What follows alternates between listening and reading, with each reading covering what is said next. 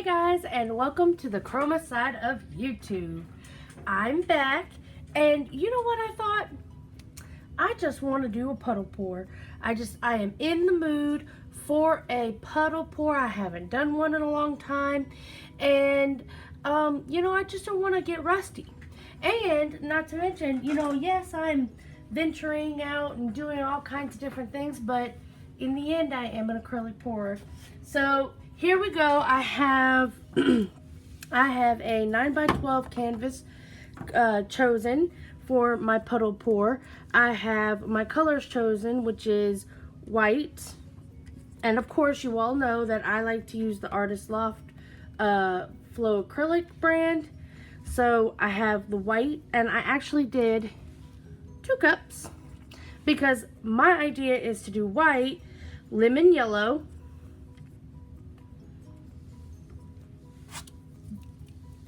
brilliant magenta, and orange. And I want to do white in between each pour. So there are those. As you know, I do reuse my cups. So I actually mixed in these, and I'm just going to use them as my cups to elevate my painting. Go ahead and do this. Where are you? There you are. Okay. And make sure you guys are in frame for that. I can actually move you guys down. There we go. And I have one color that I did not mix for you all. And I did that because I wanted to show you my mix again. But you can never say it too many times. So I have a strainer here. Whoop.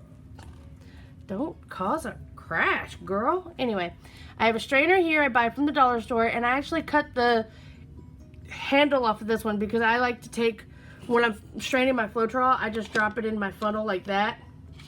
So it works out for me. So I have a strainer here. I have this, and let me get, there we go, a new cup, because I always strain my paint.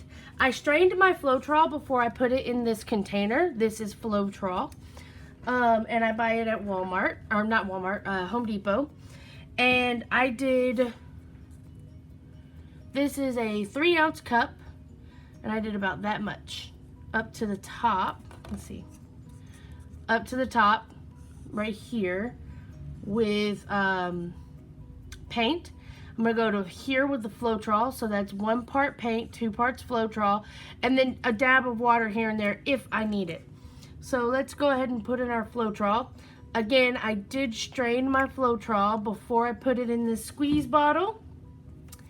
And if you don't think that's good enough, which I never do, I always strain my mixture after as well. And the reason why we do that is, number one, we strain our Floetrol because as it sits in the counter, in the jug that it's in, the Floetrol has been on the sides where you've poured it and all that. So that Floetrol that's going down the sides dries and makes clumps in your Floetrol, and then they settle at the bottom.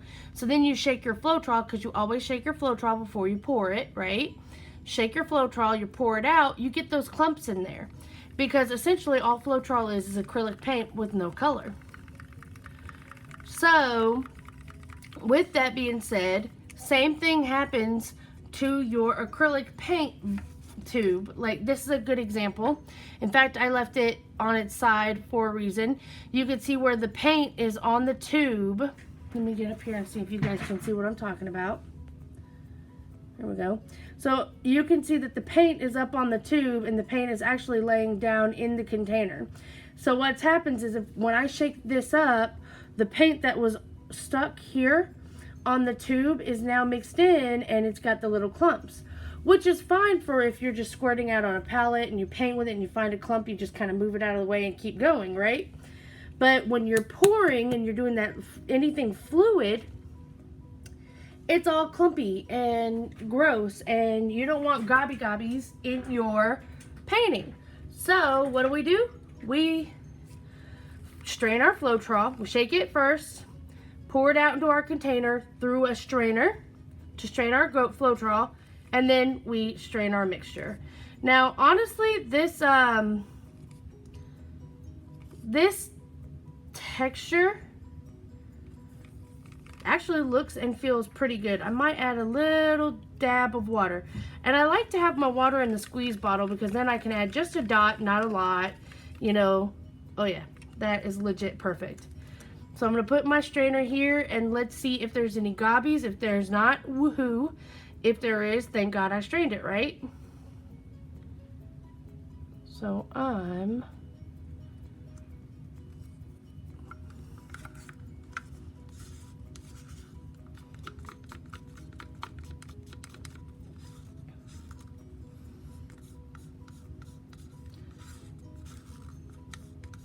okay, we're going to take this strainer off, and I always keep a bucket of water sitting next to my desk just so that I can, beautiful, just so that I can rinse out my strainer in between colors. I'm going to put my water and my Floetrol little juggy thingies up here, and the cup that I need it to, I need to let that cup dry out. Sometimes I peel the paint out of the cups that I've let dry, and sometimes I just use them as is because I know I'm just gonna strain the paint anyway. So here's my white colors, here's my other colors. I'm gonna move my paint bottles off of my desk, and of course I have a soda sitting up here. As you all know, I always drink a soda while I'm doing this.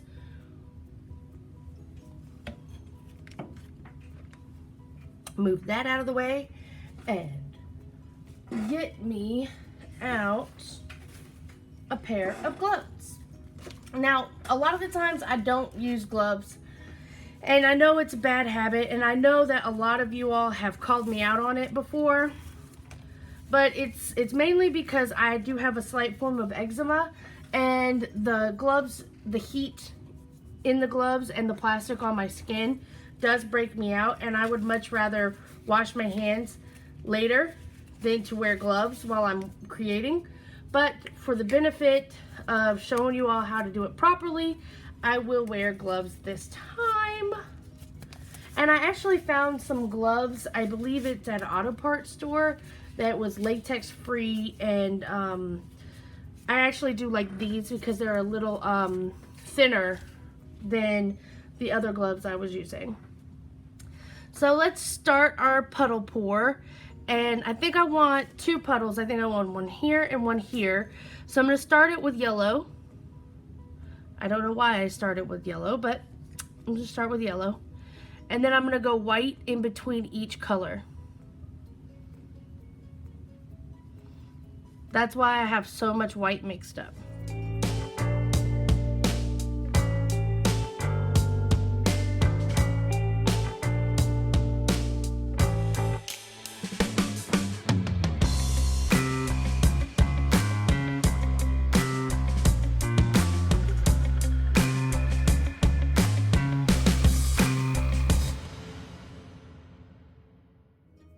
The rest of the orange, and then just for giggles I'm gonna pour the rest of this yellow on the corners, and that way I will have almost like a fail proof that the corners will get covered.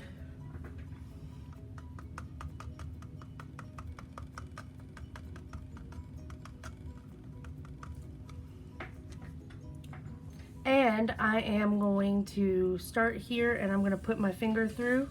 I don't know if that's going to do anything, but what the heck, let's try it. Now, I'm going to tilt, and I like to tilt my tilts in an X going this way, and then an X going this way. Get the corners, and then go straight up that way toward that corner, and go straight down this way, and just let it stretch. I really like this color combo. I don't want to lose all that pink, so I'm going to pull it back this way a little bit.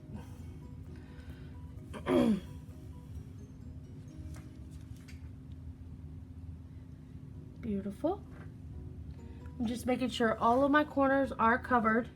Now, if you notice, I didn't put any silicone in this, and as you can see, because of the movement, there was a little bit of air trapped in the paint, all of that.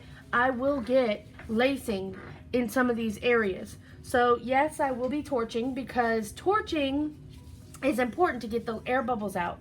You don't want to have a finished painting with air holes where the air bubble popped during paint drying, and then the paint wasn't able to move into that spot. So I'm going to torch this, make sure all the air bubbles are out.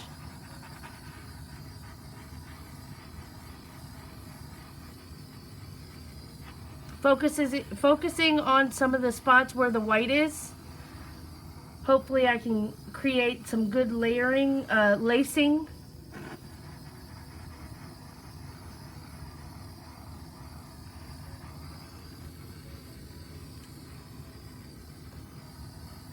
You know, your girl loves a good lacing moment.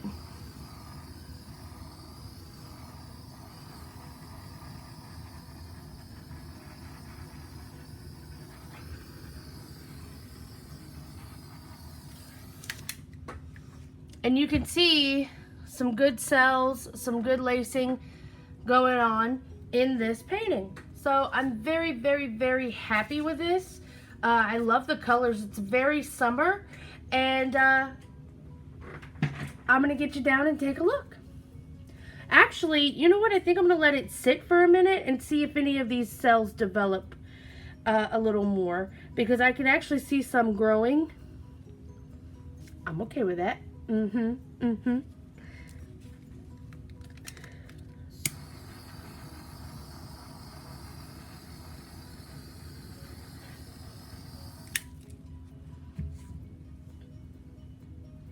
really happy with this part here, this part, definitely this part, and I like this little corner here. So I'm really excited. Let's see if some of these things grow. I'm gonna take a sippy from my Coca-Cola. Yes, that's the brand I prefer, Coca-Cola. You know, it's so hard to say soda because I'm from Georgia. And the funny thing about being from Georgia and talking about your drinks is everything is Coca-Cola. Everything. You could say, hey, give me a Coke. And someone will say, well, what kind? And someone else will say, root beer.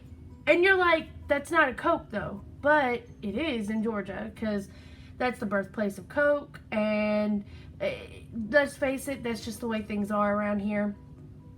But it's my hometown, that's the way things are, and I love it. And it's kind of weird, and people always call me out on it. But at the same time, I don't really mind, because I still call everything a Coke.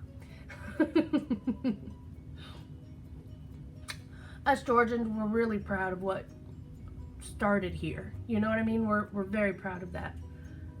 So let's get you down and give you guys a look.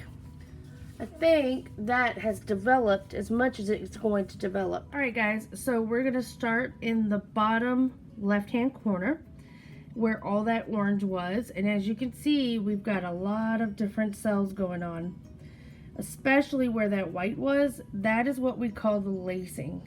It gives a beautiful, beautiful effect that almost looks like crocheted lace. And then this little corner, I love the fact that you can see pink and orange and yellow all in one spot. I love that. Again, right here is a lot of that lacing. The cells that you get in a puddle pour that you do not put any silicone in, those are going to be the cells that are going to be mostly lacing. And the reason that is because the Floetrol separates sometimes too. It causes that little separation when you heat it, and that's how you get that lacing without any silicone, which is all right too. I mean, I like the big cells, but I also like the little cells as well. Sometimes subtle is good. Sometimes you're like, I want something astronomically awesome. I love this.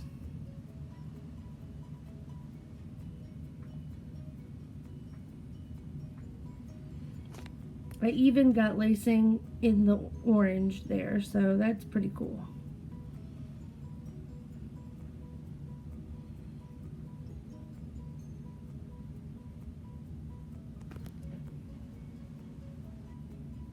Look at this on the sides. It's pretty cool.